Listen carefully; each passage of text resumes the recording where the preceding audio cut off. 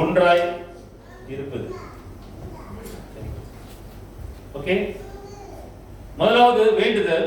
இரண்டாவதாக நம்ம ஒன்றாய் இருப்பது எப்படி என்று கர்த்தர் இங்க சொல்லுகிறது நாம் தியானிக்க போகிறோம்.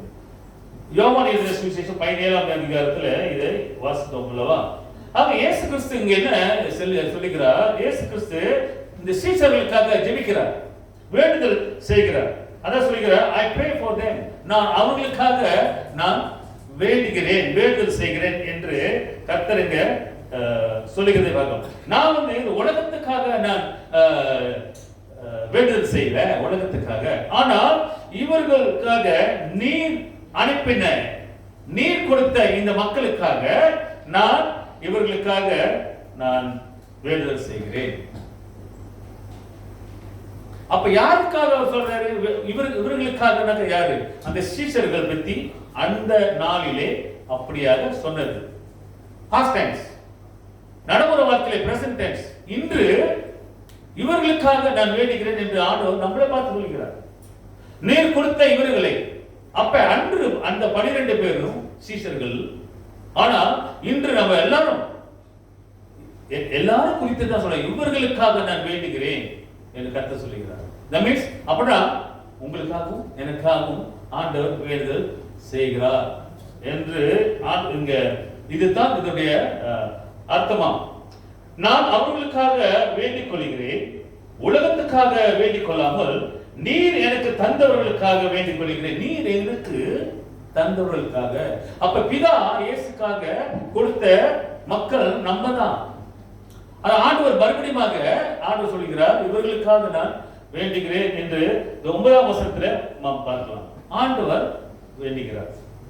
பிரியமானவர்களே, இப்படியாகத்தான் நாம் மற்றவர்களுக்காக நாம் வேண்டுதல் செய்ய வேண்டும்.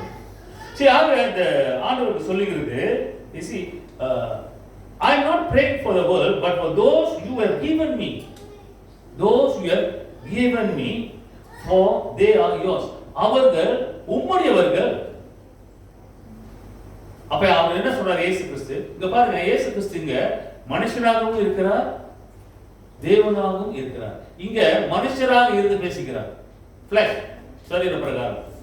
அதனால தான் யோசிக்கலாம், இவர் கடவுள் ஆட்சியவரையா வேண்டுதல் செய்யறதுக்காக அப்படின்னு சில பேர் நினைக்கலாம், கேட்கலாம் கேள்வி. ஆனா இவர் சாதாரண உங்களை கூட என்ன மனுஷனாக தான் இருந்துகிட்டு அவர் பிதாயிடம் அவர் அணுகிறது, வேண்டுதல் செய்கிறதை பார்க்கலாம் அவர்களுக்காக. அவர் சொல்லுகிறது, அவர்கள் உம்முடையவர்களா இருக்கிறார்களே. பாருங்க, திருப்பி அவர் என்ன சொல்றாரு? அவர்கள் தான் இவர்கள். அப்படின்னா நீங்களும் நானும் உமக்கு சொந்தமாக இருக்கிறார்களே, அவர்களுக்காக நான் வேண்டுகிறேன் அப்படின்னு இங்க சொல்லுகிறார். ஆக நாம் எல்லோரும் கர்த்தருடைய பிள்ளைகள்.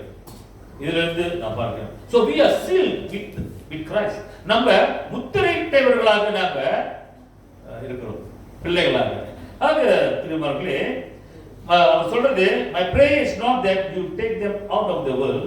இது 15-16 பார்த்தோம்னாக்கா, நீர் அவர்களை உலகத்திலிருந்து எடுத்துக்கொள்ளாதபடி, உலகத்திலிருந்து எடுத்துக்கொள்ளாதபடி வேண்டிக் கொள்கிறேன். அப்படியே உலகத்திலிருந்து எடுத்துக்கொள்ளாதபடிக்குன்னா எடுத்துக்கொள்ளாதபடிக்கு அவர் யாருக்காக சொல்கிறார்? 12 சீஷருக்கு நாளிலே அன்று சொல்கிறார். ஆனா இன்று திருப்பி பார்த்தா இன்று நமக்கு தான் சொல்கிறது. அப்ப காலம் இன்னும் இருந்து கொண்டிருக்கிறது, வாய்ப்புகள் உங்களுக்கு கொடுத்து கொண்டிருக்கிறது, ஆசீர்வாதம் உங்களுக்கு நெருங்கி கொண்டிருக்கிறது. நமக்கு எப்பொழுதுமே ஆண்டவர் நமக்கு அந்த ஆப்பர்ச்சுனிட்டி, அந்த வாய்ப்பு கொடுக்கிறார். உயிர் வாழ எடுத்துக்கொள்ளாதபடிக்கு. ஏனென்றால் நீங்களும் நானும் அழைக்கப்பட்டவர்கள், நீங்களும் நானும் கர்த்தருடைய சுவிசேஷத்தை ஊழியத்தை செய்ய முடியாத. அதனால தான் அந்த 12 சீஷர்களை பார்த்து இவர்களை உலகத்திலிருந்து எடுத்துக் கொள்ளாதபடிக்கு நான் வேண்டிக் கொள்கிறேன். ஏனென்றால் ஒரு மூலமாய் தான் சுவிசேஷம் பெருக போகிறது. அதனால தான் இந்த 2000 இயர்ஸ் யார் செய்தார் இந்த ஊழியத்தை? அந்த 12 சீஷர்கள் எல்லாம்னாக்கா இன்றைக்கு நீங்களும் நான் உட்கார்ந்திருக்க முடியாது. For 2000 years Jesus is praying for you and me. இயேசு கிறிஸ்து உங்களுக்காக எனக்காக இந்த 2000 வருஷமாக ஆண்டவர் உங்களுக்காக எனக்காக வேண்டுதல் செய்கிறார். அந்த 12 சீஷர்கள் செய்யாத ஊழியத்தை செய்யாம இருந்தா இன்றைக்கு நீங்களும் நான் உட்கார்ந்துக்க மாட்டோம். ஆமா இல்லையா? அதுக்காக தான் சொன்னாரு, அவர்கள் உலகத்திலிருந்து எடுத்துக் கொள்ளாதபடிக்கு இவர்களுக்காக நான் வேண்டிக்கிறேன். அது போலதான் இன்றைக்கு பிரியமானவர்களே, இன்று அதுதான் நமக்கு அதான் சொல்கிறோம். இன்றைக்கு நமக்கு வாய்ப்பு கொடுத்திருக்கு. இன்றைக்கு நம்ம உயிரோடு வாழுகிறோம் என்றால் ஆண்டவருடைய ஊழியத்திலே ஆண்டவருடைய சுவிசேஷத்தை நாம போய் சொல்வதற்காக, அதற்காகத்தான் நம்மளை வைத்திருக்கிறார். இன்று நம்ம நினைக்கலாம், இந்த உலகத்தில் நேரம் பிறந்தோம் வாழ்ந்தோம் ஃபேமிலியோட இருந்தோம் செத்தோம் போனோம் அப்படின்றதுல எல்லாத்துக்கும் ஒரு காரணம் உண்டு. There is a purpose that you are living today. இன்றைக்கு நம்ம வாழ்வது நமக்கு ஒரு நோக்கம் இருக்குது. கர்த்தருக்கு ஒரு நோக்கம் இருக்கிறது. அதுதான் சுவிசேஷம் சொல்வது, ஆண்டவருடைய வார்த்தை கொண்டு போவது. நல்லா நினைக்கலாம், என்னடா இது ஊழியத்தை இப்படியே சொல்லிக்கிட்டே இருக்கிறதா இருக்கு, இது அங்க சொல்லிக்கிட்டு தான் இருக்கு. அதாங்க வேலை. கர்த்தர் உங்களை படைச்சா எனக்கு இப்படிதான் வேணும் அப்படின்னு சொல்றாரு, அப்படிதான், வேற வழி இல்லை. ஆனா உலக பிரகாரமான வாழ்க்கை அது ஒன்று ஆண்டவர் ஆசீர்வதிக்கிறார், அது வேற. ஆனா கர்த்தருடைய காரியங்களை ஈடுபட்டு செய்வது அது வேற. நீ இதிலும் நீ வாழலாம், ஆனா தற்காலிகமாக தான் வாழ்க்கை. 70-80 வயசுல போயிடுவோம், இது குறைஞ்சது. ஆனா இங்கிட்டு தற்காலிகமான வாழ்க்கை இல்லை, இது பெர்மனன்ட். நீ மறுத்தாலும் நீ மறுபடியும் இல்ல பாய். கர்த்தர் வாக்கு சொன்னதுதாங்க. அப்ப நான் உனக்கு எது வேணும்? இந்த 70 வயசு வரைக்கும் நான் வாழ்ந்தது இப்படியே போதுமா எனக்கு? இது அடுத்த வாழ்க்கைக்கு நான் போகணுமா? அடுத்த உலகத்துக்கு சொல்லுமா? ப்ரிப்பரேஷன். ஆக இதுதான் அவர் என்ன சொல்கிறார். See, my prayer is not that you take them out of the world but protect them from the evil. நான் இவர்களுக்காக வேண்டுகிறது இவர்களை இந்த உலகத்தை விட்டு கொள்வதற்காக, ஆனா இவர்களை தீமையிலிருந்து நீ காக்கும்படியாக நான் வேண்டுகிறேன். அப்ப பிதா அங்க இயேசு என்ன சொல்கிறார், உங்களை என்னையும் இந்த தீமையிலிருந்து விலகிக் கொள்ள, இந்த தீமையிலிருந்து காப்பாற்றும்படியாக ஆண்டவர் வேண்டுகிறார். இன்றைக்கு நம்ம வேண்டுகிறோமா? மற்றவர்களுக்காக வேண்டுகிறோமா இல்லையா? ஹலோ, வேண்டுகிறோமா இல்லையா? எப்படி வேணும்? ஒருத்தர் சீக்கப்பட்டுட்டா நம்ம வேண்டுறோமா இல்லையா? ஒருத்தர் நோய்பட்டாக்க அவர் குணமாகணும் என்று வேண்டுகிறோமா இல்லையா? ஆமா இல்லையா? அப்ப மற்றவர்களுக்காக நம்ம வேண்டுதல செய்யணும். ஏன்னா அதுதான் இயேசு முன்மாதிரியாக இங்க காட்டுகிறார். See, he prayed that the disciples are saved as well as we. அதாவது இயேசு கிறிஸ்து இங்க இந்த சீசர்களுக்காக வேண்டுதல் செய்து மட்டுமல்ல, அது நமக்கும் ஆண்டவர் இங்க வேண்டுதல் செய்கிறது நாம் பார்க்கிறோம். ஆக நாமும் அப்படியாக மற்றவர்களுக்காக வேண்டிக் கொள்ள வேண்டும், ஜெபிக்க வேண்டும். அதுதான் இயேசு செய்தார். 10வது வசனத்தை பார்ப்போம்னா, வாசிங்க 17. என்னுடையவைகள் யாவும் உம்முடையவைகள், என்னோடதெல்லாம் உன்னோடது. எப்படி இருக்கு? ஹலோ, இப்ப சொல்றோமா இல்லையா? நீ சாப்பிட்டா நான் சாப்பிட்ட மாதிரி அப்படி சொல்றோம் இல்ல, அந்த மாதிரி. அது மாதிரி இங்க என்னுடையவர்கள் யாவும் உம்முடையவர்கள். அப்படின்னா என்னுடைய சீஷர்கள், என்னுடைய பிள்ளைகள் எல்லாம் உம்முடைய சீஷர்கள், உம்முடைய பிள்ளைகள். அதுதான். அப்ப அவர் உம்முடையவைகள், உம்முடையவைகள் என்னுடையவர்கள். என்னோடது வந்து உன்னோடது, உன்னோடது வந்து என்னோடது, சமசமம்.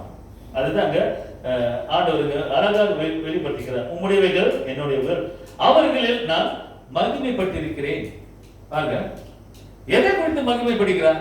இன்று உங்களை குறித்து என்னை குறித்து சொல்ல முடியுமா? ஆண்டவர் என்னை குறித்து மகிமைப்படுகிறார் சொல்ல முடியுமா? ஹலோ, சொல்லணுங்க, சொல்லணும். ஏன் நீ ஊழியம் செய்யல, வரல, மகிமைப்படுத்தல, ஆண்டவர் நாமத்தை மகிமைப்படுத்தல, வந்து பாடல? ஹலோ, அவன் ஆமேன்றான், மியூசிக் அடிக்கிறான், மகிமைப்படுறான். அதனால சொல்றான், ஒரு கர்த்தருக்காக ஏதாவது ஒரு ஈடுபாடு இருக்கணுங்க. அதுதான் ஆண்டவருக்கு என்ன சொல்லுகிறது என்றால், நான்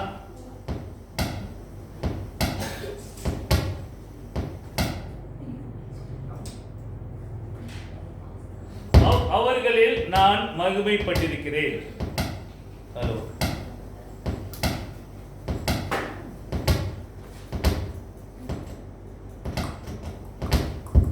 ஹalleluya.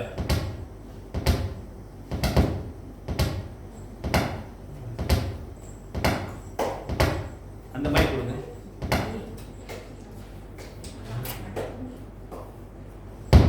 டெஸ்ட் 1 2.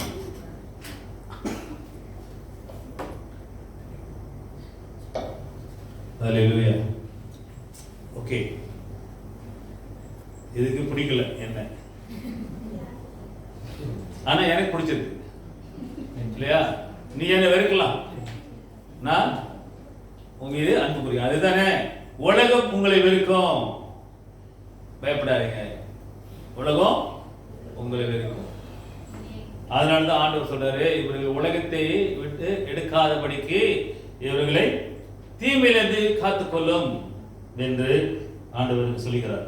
ஆக இந்த 10வது வசனத்தை இப்படியாக மகிமை பெற்றிருக்கிறேன் அப்படி என்று அவர் சொல்லி, எதை குறித்து மகிமை பெற்றிருக்கிறோம்? ஆண்டவருக்காக நம்ம எப்படி மகிமைப்படுத்துகிறோம்? உங்களுக்கு தெரிய சொல்லுங்க. ஆராதிப்பது, ஜெபிப்பது, அப்புறம் வேதம் வாசிப்பது. கலாத்தியர் 5:22 எடுங்க. எப்படி நம்ம கனி கொடுக்கிறவர்களாக இருக்கிறோம், எப்படி மகிமைப்படுத்துகிறோம்? கலாத்தியர் கொஞ்சம் ஒரு ஷார்ட் வாங்க இருக்கா இல்லையா? ஆவியின் கனியோ சொல்லுங்க. அன்பு, சந்தோஷம். இருமா, ஆவியின் கனி என்ன? எப்படி? அன்பு, சந்தோஷம். ஆவியின் கனி அன்பு. ஓகே, உங்கள்ட்ட அன்பு இருக்கா இல்ல வம்பு இருக்கா? அன்பு. ஓகே, அப்புறம் சந்தோஷம். சந்தோஷம். வரும்போதெல்லாம் முகத்தை பார்த்தாக்கா என்னமோ பேய் அடிச்ச மாதிரி இருக்கும். எப்படி? சந்தோஷம். முகத்தின் அகத்தின் அழகு முகத்தில் தெரியும் அப்படின்னு சொல்லுகிறார்கள். ஆனா நம்ம வரும்பொழுது நம்ம கவலையோடு ஒரு முக செழிப்போடு வருகிறோம் சபையில. ஏனென்றால் வீட்டுல அங்க பசியார கடிச்சிருக்காரு, இல்ல ஏதாவது ஒன்று இருக்கும், உங்க முகத்தை சிரிப்பு பார்த்தா தெரியுது என்ன நடக்குது அப்படின்னு. இதுதான் உலகம், இதுதான் இயல்பு, இதுதான் வாழ்க்கை, இதுதான் மனிதனுடைய வாழ்க்கை. பிசாசு டக்குன்னு உட்காந்துக்குவான் வீட்டுக்குள்ள. போகும்போது தான் சேர்ச்சுக்கு போகும்போது தான் சண்டை வரும். அம்மா இல்லையா? ஹலோ, அண்ணன் வந்திருக்கா? ஏதாவது வந்ததே இல்லையா? கோச்சிக்கவே இல்லை எதுவுமே? ஓ, என்னம்மா செல்வி சொல்லுங்க. ஒண்ணுமே சர்ச்சுக்கு வரும்போது ஏதாவது ஒண்ணு நடக்கும். என் வீட்டில் நடந்திருக்காது சொல்றேன், அனுபவம். அனுபவம் பேசுது, எல்லார் வீட்டிலும் இருக்கு. ஓகே, ஆக இப்படிதான் சொல்லுமா. அப்புறம் அன்பு, அப்புறம் சந்தோஷம். சந்தோஷம். சமாதானம். சமாதானம் இருக்கா? நம்ம இருதயத்தை சமாதானம் இருக்கிறதா? ஒருத்தங்கிட்ட சண்டை போட்டுட்டு பக்கத்துல சும்மா சண்டை போடுவோம், சமாதானமா உருவாட ரீகன்சைலேஷன், ரீகன்சைல். அதுதான் இன்றைக்கு தலைப்பு. என்ன பேசுகிறது? Unity in Christ. கிறிஸ்துவுக்குள்ளே அந்த ஒற்றுமை, அந்த சமாதானம் வர வேண்டும். இருக்கிறதா? வாசிமா. நீடிய பொறுமை. எப்படி? நீடிய பொறுமை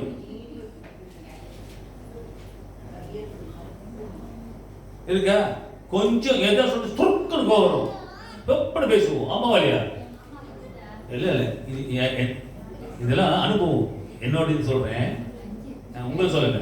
நீங்களா நல்லவர்கள், உங்களுக்குலாம் சுருக்குன்னு கோவம் வராது, எனக்கு வரும் திடீர்னு. ஆனா அதே கோவம் வந்தாலும் அமைதிப்படுத்திக்க முடியும். அதுதான் ஆண்டவர் விரும்புகிறார். சூரியன் அஸ்தமிக்கும் வரைக்கும் அதுக்குள்ள உன்னோட கோபத்தை யாருக்கிட்ட இருந்தா போயிட்டு ஒப்புரவாதாவு, அதான் சொல்றாரு. ஓகே, ஆக இதுதான் எப்படி மகிமைப்படுத்திக்கிறோம் என்றால் இதுதாங்க ஆவியின் கனி. அதுதான் ஆண்டவர் சொல்கிறார், என்னுடையவைகள் அவர்களில் நான் மகிமைப்பட்டிருக்கிறேன். ஆக ஆண்டவர் நமக்குள்ளே அந்த மகிமைப்பட்டிருக்கிறார் என்றால் நாம் எவ்வாறாக ஆண்டவர் மகிமைப்படுத்த வேண்டும்? இதுதாங்க ஆவியின் கனி.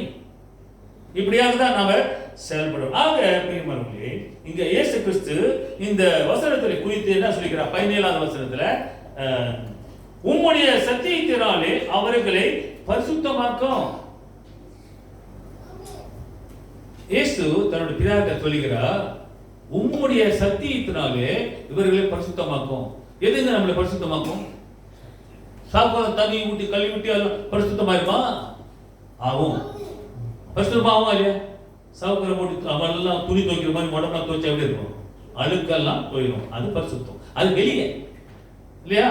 ஆனா அவர் ஆண்டவர் சொல்கிறார், வார்த்தையினாலே இவர்கள் பரிசுத்தமாக்கும், உம்முடைய வசனமே சத்தியம். பாருங்க,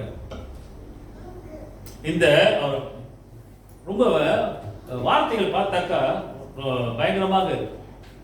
அது நம்ம ருசித்து அது வாசிக்கும் பொழுதுதான் அது என்ன பேசுகிறது, என்ன சொல்லுகிறது என்று அப்பொழுதுதான் நமக்கு தெரியும். See, sanctify them by the truth. அப்படின்னா வார்த்தையினாலே அவர்கள் சுத்திகரி. என்னம்மா நான் வாசிப்பேன், பரிசுத்தமாக்கும் அப்படின்னா என்னதுங்க? வார்த்தையினாலே என்னது? தேவனுடைய வசனம். ஓகேயா? சரி, ஓகே. தேவனுடைய வசனத்தினாலே இவர்களை பரிசுத்தமாக்கும் என்று ஆண்டவர் சொல்லுகிறது. ஆனால் இந்த யூதர்கள் இயேசு கிறிஸ்துவோட ஊழியத்தை பார்த்து இந்த யூதர்கள் அற்புதம் அதிசயங்களை பார்த்த பிறகு ஆண்டவர் இயேசு கிறிஸ்துவை பின்தொடர்ந்து ஆரம்பித்தார்கள். அப்பொழுதுதான் அவர் என்ன சொல்கிறார்? if you hold to my teaching you are my disciples. நீங்கள் என்னுடைய உபதேசத்தை நினைத்திருந்தால் மெய்யாகவே நீங்கள் எனக்கு சீஷர்களாக இருப்பீர்கள். ஆமாவல்லையா? என்னுடைய உபதேசத்தில் நிலைத்திருந்தால் என்ன? ஹோல், அதுக்குள்ள பிடித்திருந்தால் நீங்கள் என்னுடைய சீஷர்களாக இருப்பீர்கள். அப்ப ஒவ்வொருவரும் நம்முடைய சீஷர்களாக இருக்கிறோம் என்றால் தேவனுடைய வார்த்தையிலேயே நம்ம என்னது பிடித்துக் கொண்டே இருக்கிறோம். அதனால தான் இன்னைக்கு காலையில எழுந்து ஆலயத்துக்கு போகணும் என்று மனப்பான்மை ஒரு சிந்தனையோடு நம்ம வருகிறோம். ஏனென்றால் தேவனுடைய வார்த்தையை உங்களுக்குள்ளே செயல்படுகிறது. ஆமா இல்லையா? நீங்க எல்லாருக்கும் அப்படிதான். இல்லைன்னா காலையில் ஏச்சு 6 மணிக்கு ஏச்சு பசி அறிவிட்டாலும் வர முடியுமா? தேவ அன்பு அதுதாங்க நமக்குள்ளே இருக்கின்ற தேவ அன்பு, நமக்குள்ளே தேவ வார்த்தை செயல்படுகிறதுனால இன்று நம்ம தேவனுக்கு போய் ஆராதிக்க வேண்டும் என்று அந்த எண்ணம், அந்த ஆவியானவர் நம்மளுக்குள்ளே வருகிறது. அதுதான் உண்மை. தேவனுக்கு போய் ஆராதிக்க வேண்டும் என்று எத்தனை பேர் அப்படி இன்னைக்கு காலையில் ஏச்சு அப்படியே சும்மாவே இருக்கிறாங்க தெரியுங்களா? ஞாயிற்றுக்கிழமை எத்தனை வாலிப பிள்ளைங்க தெரியுங்களா? இல்லம்மா தூக்க நேற்று லேட்டா வந்துடுமே, அப்புறம் அப்படி இழுக்கிறது. அப்படியே இந்த முக்கியமான ஆம்பளை பிள்ளைங்க இங்க ஒரு ஆம்பளை தான் இருக்கு, 2 தான். ஓகே, மெல்வின், அடுத்தது யாரு? மெஸ்ஸி, அப்புறம் மார்க்கஸ், அப்புறம் வருவாரு யாரு? பிரையன். ஓகே, இதுதான் உண்மையே. ஆக இந்த வார்த்தையானது நம்மளை திடப்படுத்துகிறது. அப்ப இந்த யூதர்களுக்கு ஆண்டவர் இப்படி பின்பற்ற போது ஆண்டவர் இப்படியாக சொல்கிறார், மெய்யாகவே நீங்க எனக்கு சீஷராக இருப்பீர்கள். நீங்கள் you know the truth and the truth will set you free. நீங்கள் சத்தியத்தை அறிவீர்கள், சத்தியம் உங்களை விடுதலையாக்கும். அதனால தான் சொன்ன மெடேக்கா வாரீங்க. துரே மெடேக்கா, ரைட்? விடுதலை, freedom. Do you have the freedom? சத்தியம் உங்களை விடுதலையாக்கும். இந்த கொடி இல்ல சும்மா ஏதோ கொடி தூக்கிட்டு இன்னைக்கு ஆடுறாங்க. ஓகே, தேவனுடைய வார்த்தை தான் உங்களுக்கு விடுதலையாக்கும். சும்மா அந்த கொடியை தூக்கிட்டு இப்படி போறதுனால நான் விடுதலை பெற்றேன் இல்ல. தேவனுடைய வார்த்தை நம்மளை விடுதலையாக்கும். ஏன்னா இந்த சத்தியத்தை அறிவீர்கள், இந்த சத்தியமே உங்களை விடுதலையாக்கும். 8ஆம் அதிகாரத்தை போனீங்கன்னா அதை வாசிக்கலாம். ஓகே, இதுல என்ன அப்படின்னாக்கா தேவனுடைய வார்த்தைக்கு the correction of Christ teaching and truth. அப்பனா கிறிஸ்துவுடைய போதனைக்கும் அவருடைய சத்தியம் வார்த்தைக்கும் இணைக்கப்பட்டிருக்கிறது. The truth and the word, சத்தியமும் இந்த வசனமும் இணைக்கப்பட்டிருக்கிறது கிறிஸ்துவுக்குள்ள. அதனால தான் ஆண்டவர் சத்தியத்தை நீங்க அறிவீர்கள், சத்தியம் உங்களை விடுதலையாக்கும். சத்தியம் என்றால் யாரு? என்ன அறிவீர்கள்? என்னை நீங்க அறிந்து கொண்டதனால நீங்கள் விடுதலையாகுவீர்கள். சத்தியம் உங்களை விடுதலையாக்கும். அந்த சத்தியமே இயேசு கிறிஸ்து விடுதலையாக்குவார். ஆமா இல்லையா? அதனால தான் உங்களுக்கு எனக்கும் ஆண்டவர் சிலுவையிலே அறையப்பட்டார். பிரியமானவர்களே, இந்த சத்தியமே உங்களை விடுதலையாக்கும். 19 வசனம் வாசிமா. அவர்களும்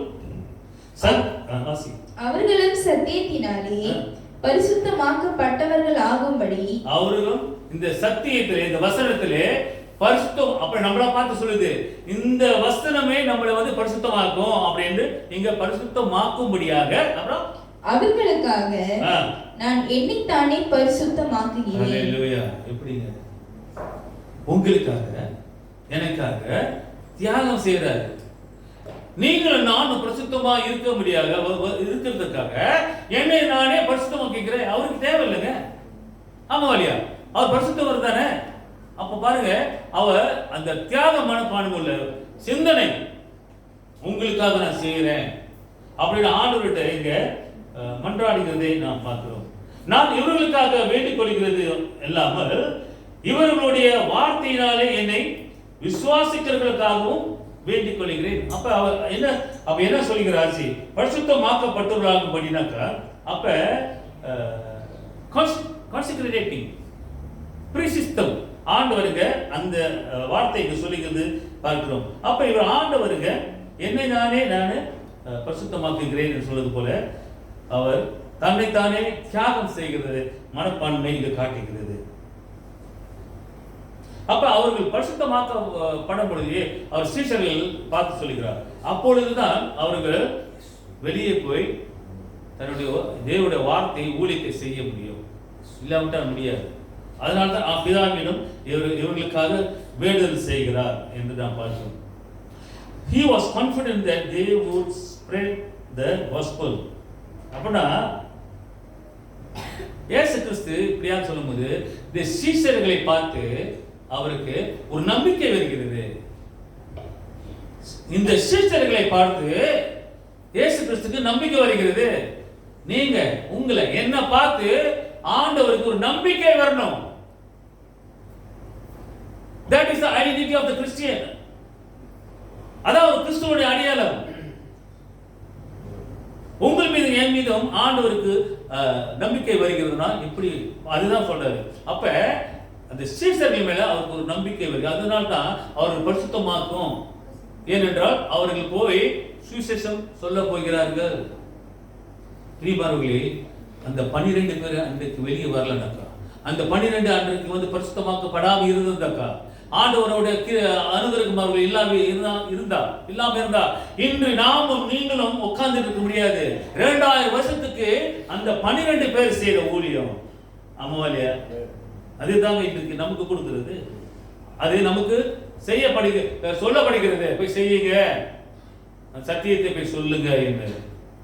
நம்ம ஏதோ நம்ம நினைச்சிட்டு விளையாட்டு தானமா இல்லை, அப்படி இல்லை. ஆண்டவருங்க வேண்டுதல் செய்கிறார் நமக்காக. நம்ம யாருக்காக எத்தனை வாட்டி நம்ம வேண்டுதல் செய்கிறோம்? இன்றைக்கு நான் உட்காந்து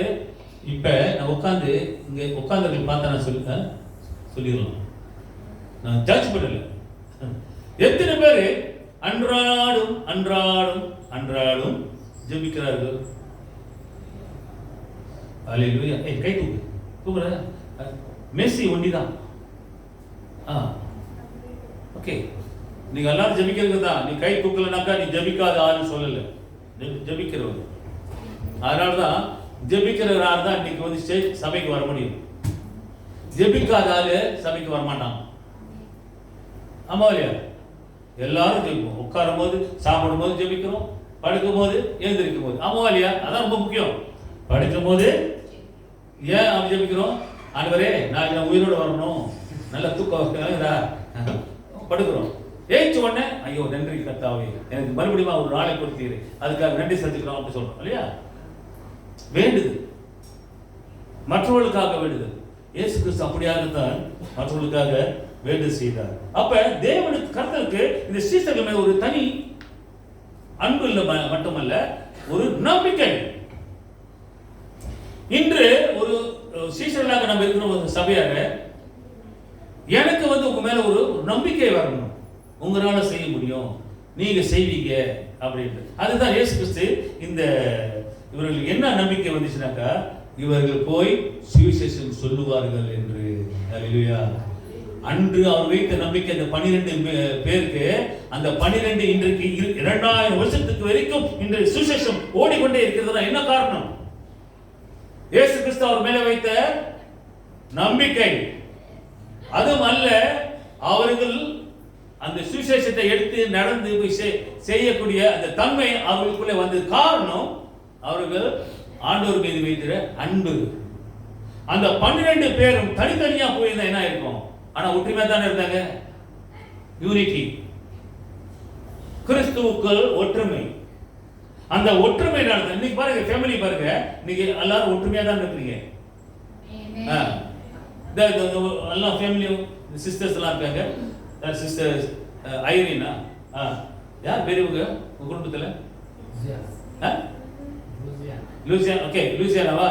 அந்த ஃபேமிலி சிஸ்டர்ஸ் எல்லாம் வந்து ஒற்றுமையா இருந்து இந்த ஸ்பான்சர் அவங்க தான் செஞ்சாங்க, நீலிங் மெத்தட். ஓகே, அவர் பெரிய கைத்தறி கொடுங்க.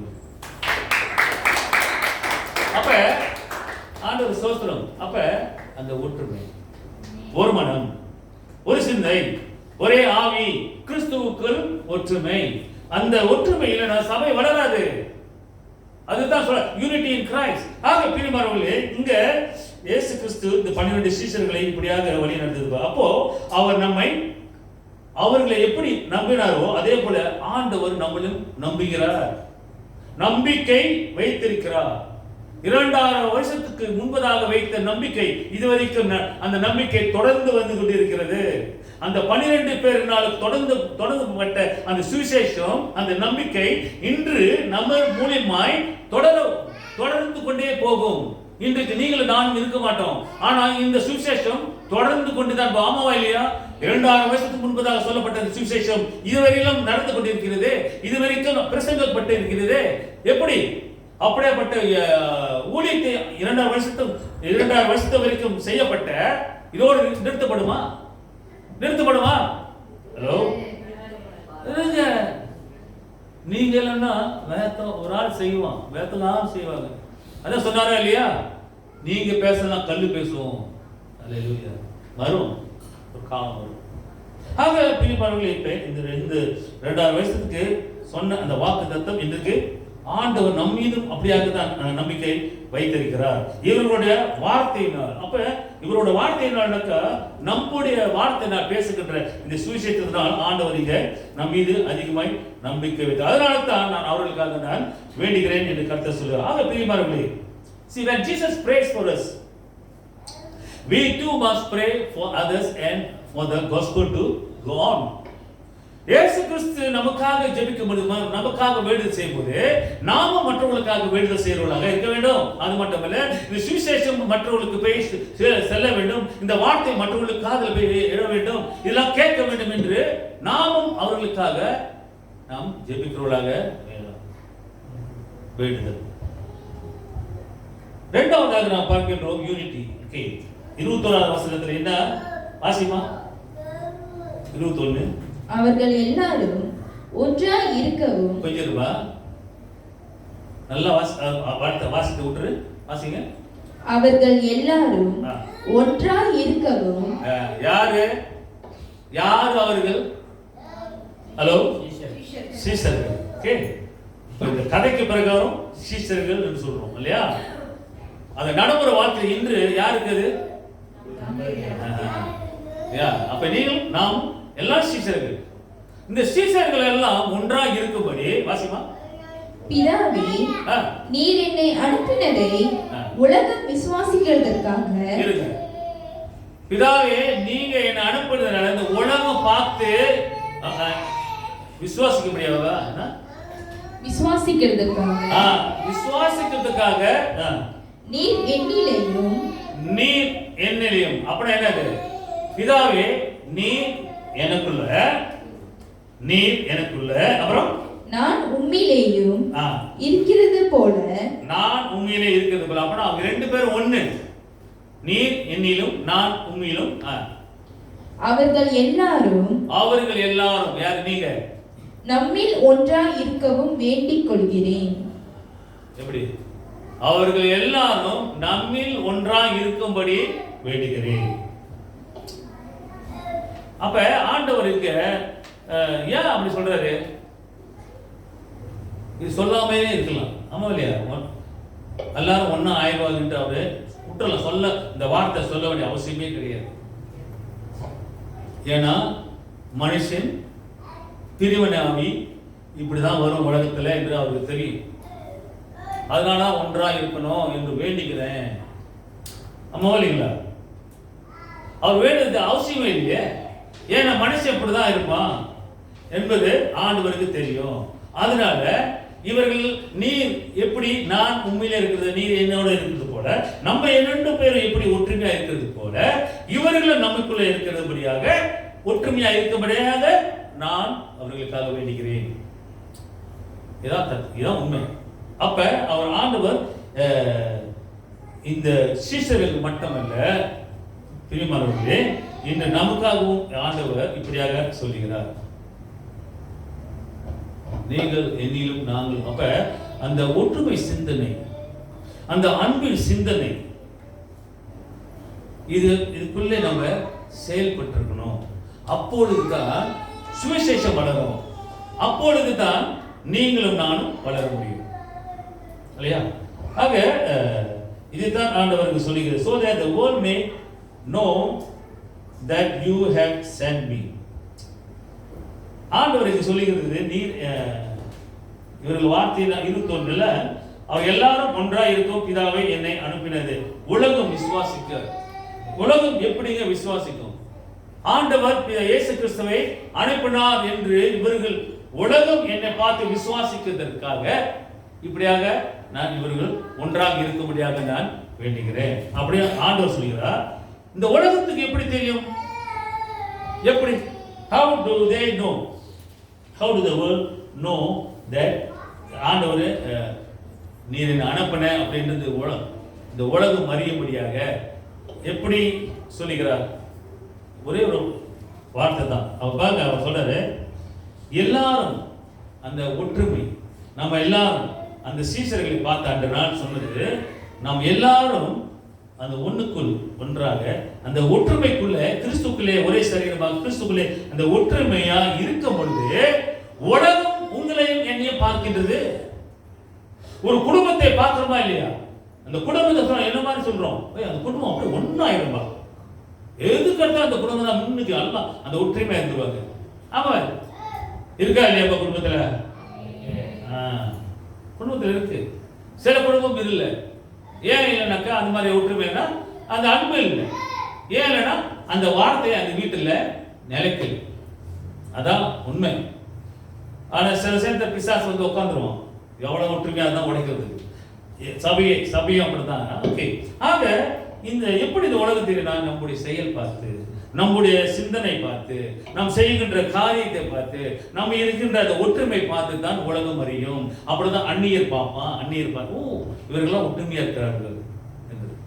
அது போலதான் பிரிவு. ஆக அப்போ கிறிஸ்து யார் என்று நம்முடைய செயல், ஆக நம்முடைய ஒற்றுமை பார்த்து தான் வெளியாளர்களுக்கு தெரியும். ஆக when there is no unity in the church, you cannot be witness. ஒரு சபையானது அந்த ஒற்றுமைக்குள்ள வரணும் என்று பவுல் இங்க எபிசேர் சபைக்கு சொல்லுகிறார். ஒற்றுமை ஒற்றுமை அப்படின்னு ஏன் அவருக்கு அது மாதிரி ஒற்றுமை பற்றி சொல்லுகிறார் என்றால், சபையானது இப்படிதான் பிரிவினை. கொரிந்தியர் சபை அப்படிதான், எபிசேர் சபை அப்படிதான் பிரிவினை. பிரிவார்களே, இது இன்னைக்குள்ள கதை இல்லை, ஆதியிலிருந்து வந்து நடந்து கொண்டு வருகிறது. ஆனால் அது மாற்ற வேண்டும், அது மாற வேண்டும். அது மாற்றம் வேண்டும், மாற வேண்டும் என்றால் நீங்களும் நானும் மாற வேண்டும்.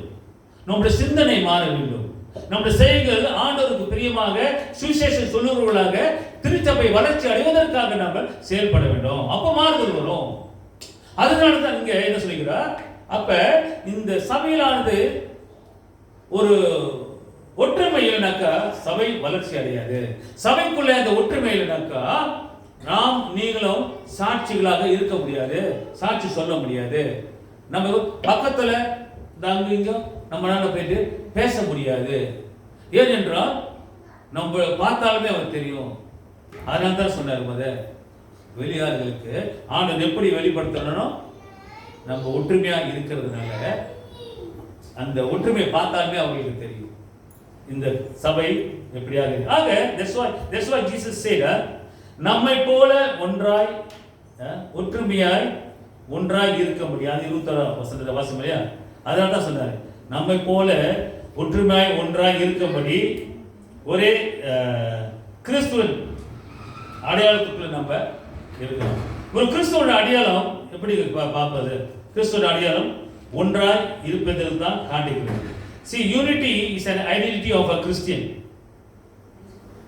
ஒரு கிறிஸ்தவன் என்று அடையாளம் காட்டுவதென்றால் நம்முடைய ஒற்றுமையிலே காட்டும், நம்முடைய அன்பிலே காட்டும், நம்முடைய செயல்களிலே காட்டும். ஆமாம் இல்லையா? அதுதான் ஒரு கிறிஸ்துவின் அடையாளம். ஒரு ஐசியை பார்த்தா இவதான் மோசஸ் மனோ அப்படின்னு தெரியும் அடையாளம். யாரு பேரு அங்க இருக்கிறதுனால அடையாளம் இது இவர் இப்படிப்பட்டவர் என்றது. அப்ப நாம இப்படிப்பட்டவர்கள் என்ற அடையாளமாக ஒரு கிறிஸ்துவன் என்றால் நம்முடைய செயல். ஆக இது புரிந்து கொள்ள. ஆக நாம் காட்டுகிற அன்பு அதை வெளிப்படுத்துகிறது. இயேசு கிறிஸ்து அப்படியாக தான் அன்பு வெளிப்படுத்தினார். நாம் காட்டுகின்ற அன்பினாலே அதை வெளிப்படுத்துறதுனால நீ யார் என்று அங்க தெரியும். மற்ற இனத்தார் என்ன செய்வான்? தன்னுடைய சமயத்துக்கு ஏதாவது விரோதமா இருந்தா என்ன செய்யணும்? மற்ற மதம் என்ன சொல்லும்? உங்களுக்கு தெரியும் நான் என்ன சொல்றேன். ஒரு மதத்துக்கு விரோதமா எது பேசினாக்கா அவங்க என்ன செய்வான்? சங்கு வெட்டுவான். தெரியல? முஸ்லிம் மதத்துல அதுதான் உண்மை. நீ அவர்களுக்கு விரோதமா எது செயல்பட்டு பேசினா கூட, அவர் கொலை செஞ்சா கூட பிரச்சனை இல்லை. அது அவங்களுடைய டீச்சிங். ஆனா இயேசு கிறிஸ்து டீச்சிங் எப்படி? ஹலோ எப்படி? அன்பு. சொல்லுங்க, கேட்கறதா கெஞ்சிருந்தா உங்களை. இயேசு கிறிஸ்து டீச்சிங் அவரோட அன்புங்க. அது ஒண்ணுதான். அதனாலதான் அன்பு கட்டுற அதை அட்வான்டேஜ் எடுத்துக்கிட்டு எல்லாரும் என்னது போட்டு அவரே முக்கி கொண்டு சிலுவையில் அடிச்சாங்க. ஆனா ஜெயிச்சாரா இல்லையா? அந்த உலகத்துக்கே அன்பு காட்டினாங்க. இதுதான் ஆண்டவர் நம்மளை எதிர்பார்க்கிறார். அன்பு. அவன் கத்தி எடுத்து கொலை பண்ணுவான். நம்மளோட வார்த்தை நம்ம செயல் அன்பு காட்டணும். நம்ம செத்தாலும் நம்ம மரித்தாலும் நம்ம பிழைப்போம். அவன் செத்தாக்கா அப்ப தெரியல. ஏன்னா எந்த ஆண்டவர் எந்த கடவுள் அப்படி சொல்லியிருக்காரு? நம்மளோட கடவுள் அப்படி சொல்லியிருக்காரா? ஒருத்தர் விரோதமா போன பழைய ஏற்பாடு பல்லுக்கு பல் கண்ணுக்கு கண் அப்படின்னு. ஆனா இயேசு கிறிஸ்து வந்த பிறகு அது இல்ல, அன்பு நம்மளோட வார்த்தை. ஆக பிரியமானவர்களே, இதுதான் ஒரு கிறிஸ்துவுடைய அடையாளமாக இருக்கிறது. ஆக ஒற்றுமை வலியுறுத்த வேண்டும் என்றால் சுவிசேஷத்துக்கு ஒரு நோக்கம் இருக்கணும், சுவிசேஷம் சொல்வதற்கு. ஆக அந்த ஒற்றுமை தான் நம்மளை வழிகாட்டும். See, if one has love of God, he will be united. ஒருவன் கிறிஸ்துவுக்குள்ள அந்த ஒற்றுமையாக இருந்தாக்கா, அவனுக்குள்ள அன்பு இருந்தாக்கா அவனுக்குள்ள அந்த ஒற்றுமை இருக்கும். இயேசு கிறிஸ்து அன்பு நமக்கு இருந்துச்சுன்னா அந்த ஒற்றுமை தன்னால வரும். இயேசு கிறிஸ்து அன்பு நம்ம இல்லாவிட்டால் நம்ம பிரிவினை ஆகி வரும். இதுல இருந்து புரிஞ்சுக்கணும். ஆக எபிசியர் 4:2 யார் வாசிச்சாங்க? எபிசியர் அதுல பார்த்தா என்ன சொல்லுகிறது? எபிசியர் 4 அதான் அன்பு பற்றி வெளிப்படுத்துகிறது அல்லவா? என்ன சொல்லுகிறது? 4:2 மிகுந்த மனத்தாழ்மையும் சாந்தமும், மதவாசமல்ல, சாந்தமும் நீடிய சாந்தமும் நீடிய பொறுமையும் உடையவர்களாய். பவுலுக்கு எபிசேய சபைக்கு சொல்லுகிறது என்னவென்றால், மனத்தாழ்மையும் சாந்தமும் நீடிய பொறுமையும் உடையவர்களாய் அன்பினால் ஒருவர் தாங்கி. எப்படி எதனால தாங்கணும்? பாருங்க, வார்த்தை வெளியே வரமாட்டேங்குது. பத்தியா, வாயிலிருந்து வார்த்தை வெளியே வரமாட்டேங்குது. அப்புறம் செயல் எப்படி காட்ட போகும்? ஒரு அன்பினால் தாங்க வேண்டும். அதுதான் பவுல் சொல்லுகிறார். நம்ம அதுதான் செய்யணுங்க. அப்படிதான் வேற வழி இல்லை, வேற வழி இல்லை. அவன் ஏசுவான். நம்ம பார்த்து ஒரு மாதம் என்னது ஏதாவது சொல்லுவாங்க, கோபம் வரும், ஆத்திரம் வரும், ஏதாவது பேசுவாங்க. பொறுமை நீடிய என்னது பொறுமை. வாசிச்சுல எதுல இருக்கு? கலாத்தியர் 5:22. நீடிய பொறுமை சாந்தமும் உடையவர்களாய் நடந்து கொள்ள வேண்டும். அப்படி ஆண்டவர் சொல்றார். அப்படி இருந்தா நமக்கு ஆசீர்வாதம். ஆக பிரியமானவர்களே, see completely what is saying இந்த வசனத்துல நமக்கு அந்த மனத்தாழ்மையும் சாந்தமும் நீடிய பொறுமையும் அது ஒருவர் நம்ம காட்டுறோம். Completely humble and gentle, be patient, bearing with one another with love. So therefore நம்முடைய ஜெபமும் நம்முடைய வேண்டுதலும் அந்த ஒற்றுமையும் இருக்கும்போது இப்படியாக மற்றவர்களுக்கு வேண்டுதலும் இந்த ஒற்றுமையும் சபைக்குள்ள இருந்துச்சுனாக்கா நீங்க பார்க்கலாம். என்ன பார்க்காதீங்களா? சபை வளர்ச்சி பார்க்கலாம். பாருங்க, ஒற்றுமையாக இருக்கணும். அந்தக்குள்ள நம்ம ஒருமனப்பட்டு நம்ம வேண்டுதல் ஜெபிக்கிறவர்களா இருக்கணும். இது ரெண்டு செஞ்சு பாருங்க, வளர்ச்சி தன்னால் வரும். குடும்பத்துல தன்னால வளர்ச்சி வரும், நாம வளர்ச்சி அடைவோம், சபையும் வளர்ச்சி அடையும். நீங்க நம்புங்க, கண்டிப்பா பிரியமானவர்களே, ஆண்டவர் இதை கண்டிப்பாக செயல்படும். ஆக சபைக்குள் அந்த நல் இணக்கத்தை உருவாக்கும். ஆக பிரியமானவர்களே, இயேசு கிறிஸ்து முடிவாக இயேசு கிறிஸ்து இந்த சீஷர்களுக்காக ஜெபித்தார். அதே போல நமக்காகவும் அவர் ஜெபிக்க வேண்டுதல் செய்கிறார். நம்மை அவர் சொல்றாரு, இவர்களை அந்த evil, protect them from evil, தீமையிலிருந்து இவர்களை பாதுகாத்துக் கொள்ளும், விடுதலையாக்கும் என்று அவர் சொன்னது. அதே போல நம்ம அப்படியாக தான் ஆண்டவர் பாதுகாக்கிறார் என்று விசுவாசிக்கணும். இவர்களை நான் உலகத்துக்கு அனுப்பினேன் என்று சொன்னார். I sent them to the world. அப்ப அதே பொறுப்பு, the same task God is given to you and me. Go, therefore go and make disciples. உங்களுக்கும் எனக்கும் அந்த சுவிசேஷம் சொல்லும்படியாக ஆண்டவர் நமக்கு அந்த பொறுப்பு நமக்கு கொடுத்திருக்கிறார். சோ ஏனென்றால் நாம் எல்லாரும் கிறிஸ்துவுக்குள்ள ஒரே சரீரம், இந்த ஒரே சரீரமாக இருக்கிறதுனால நாம் ஒரே ஆவிக்குள்ளாக இருக்கிறோம் என்று எபேசியர் வாசிச்சோம் 4:3 இல்லையா?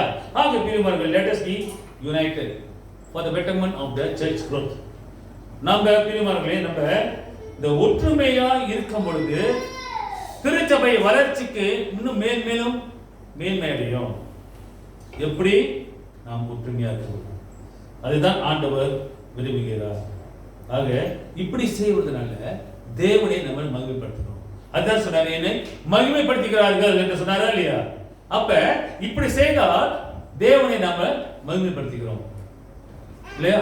இன்னும் கொஞ்சம் காலங்க, we do not know what will happen tomorrow, right? நாளைக்கு என்ன நடக்கும் என்று தெரியாது.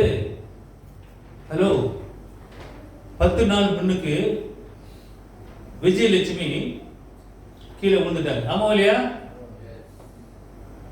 அவங்க போவாது உழுவாத முன்னுக்கு என்ன தெரியுமா? என்ன நடக்கும் போது அவங்களுக்கு, அவங்க உழுவாத முன்னுக்கு என்ன நடந்திருக்கும்? சொல்லுப்பா, என்ன யார் நல்லா சொல்லு, குறை கன்சர் சொல்லு. இந்தியா போயிருப்பாங்க. அவங்க உழுவாத முன்னுக்கு நல்லா இருந்தாக்கா என்ன இருக்கும்? மறுநாள் the next day she is going to go home. குடும்பத்தோட சந்தோஷமா இருந்திருப்பாங்க. நடிச்சிருப்பாங்க இல்லையா? அவங்க பேக் ஹேண்ட் பேக்ல நிறைய என்ன இருக்கு தெரியாது, எல்லாம் அந்த உணர்வோடு காலையில போறாங்க. நினைச்சிருப்பாங்களா? இந்த கல்லு உடைஞ்சு கீழே உடைஞ்சு செத்துருவேன் நினைச்சாங்களா? நாளைக்கு என்ன நடக்குன்றது தெரியாது. நம்முடைய வாழ்க்கை அப்படித்தான், நாளைக்கு என்ன நடக்குன்னு தெரியாது. அவங்க பாருங்க, ஒரு நாள் தான், just one day before. Tomorrow I have to go and today I am inside it. இதுதாங்க உலகம், இதுதான் வாழ்க்கை, இப்படிதான் இருக்கும். அதனால நம்ம என்ன செய்யணும்? இருக்க மட்டும், இந்த ஜீவன் இருக்க மட்டும், இந்த உயிர் இருக்க மட்டும் ஏதாவது ஆண்டவருக்காக நம்ம நன்மை செயல்படுவோம். அது நமக்கு நன்மையாக இருக்கும். அது கர்த்தர் உங்களையும் குடும்பத்தையும் திருச்சபையும் ஆசீர்வதிப்பார். கர்த்தர் தாமே உங்களை ஆசீர்வதித்து காப்பாருங்க. ஆமென்.